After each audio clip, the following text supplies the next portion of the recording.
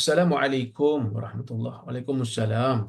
Zikir iktidal yang mempunyai lafaz yang panjang boleh dibaca pada rakaat keberapa? Adakah pada rakaat terakhir saja, pada setiap kali rakaat?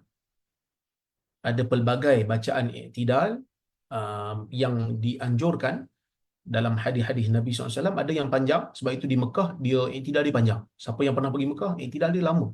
Kita percaya imam ni tak nak turun ke baca doa kunut ke kan? Tapi solat asar sebenarnya dia baca iktidal dengan zikir yang panjang. Bolehkah saya berdoa sewaktu sujud dan sebelum salam dengan doa-doa sunnah dari hadis yang dhaif? Boleh. Doa ni tak ada masalah. Tak ada hadis pun kita boleh doa. Apatah lagi dengan hadis-hadis yang dhaif. Selagi mana maknanya baik, maknanya tidak bercanggah dengan syarak, boleh berdoa dengannya. Ustaz, sekiranya kita dah belajar cara baca bismillah secara perlahan sebelum Fatihah, boleh ke kadang-kadang kita baca secara nyaring? Jazakallah khairan wa antum jazakumullah khair.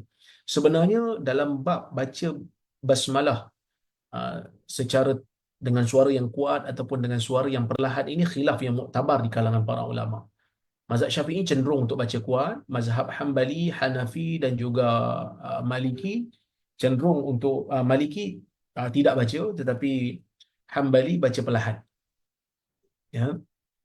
Jadi khilaf di kalangan para ulama kerana riwayat yang datang berbeza-beza. Riwayat daripada Anas mengatakan kebanyakan anak murid Anas kata slow, tapi ada riwayat daripada sahabat baca kuat.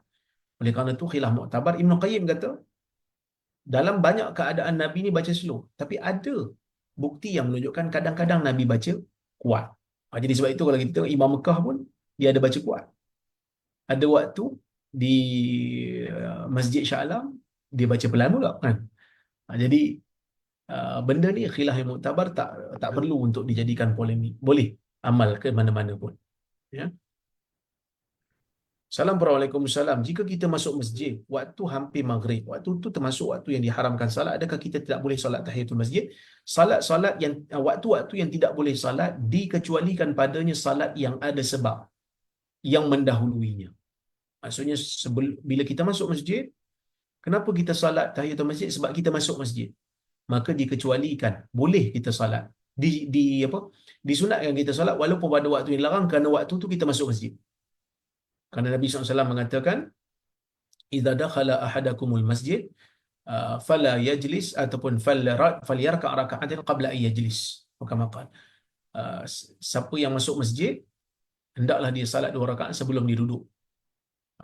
Itu juga pada hadis Sulaik Al-Ghatafani, dalam hadis salat Jumaat, Nabi sedang membaca khutbah, dia masuk, Nabi tanya dia. Dia duduk. Lepas tu Nabi tanya, "Sallaita raka'atain?" Dah salat 2 rakaat belum? Nabi kata, "Qum salli raka'atain wal tajawwaz fihim."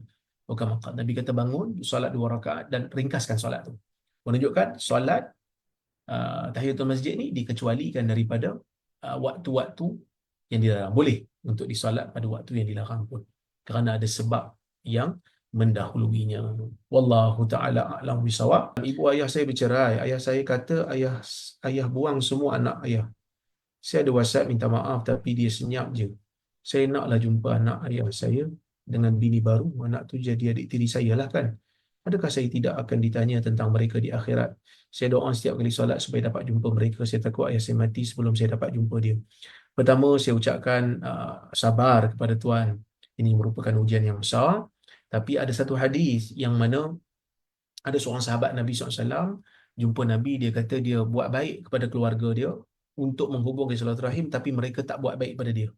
Maka Nabi SAW kata kat dia, kalau kau buat begitu, sesungguhnya engkau telah menyuapkan kepada mereka pasir yang panas. Maksudnya, engkau sebenarnya buat benda yang baik, tetapi mereka balas dengan jahat. Sebenarnya mereka sedang seolah-olah memakan pasir yang panas.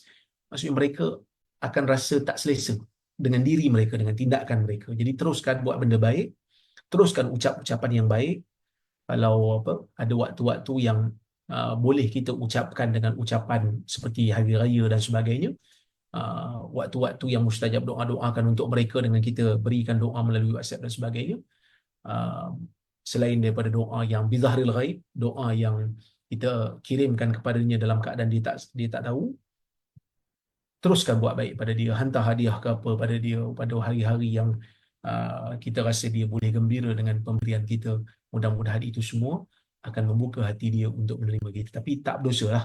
Tuan tak berdosa kerana Tuan telah pun berusaha. Wallahu ta'ala alam.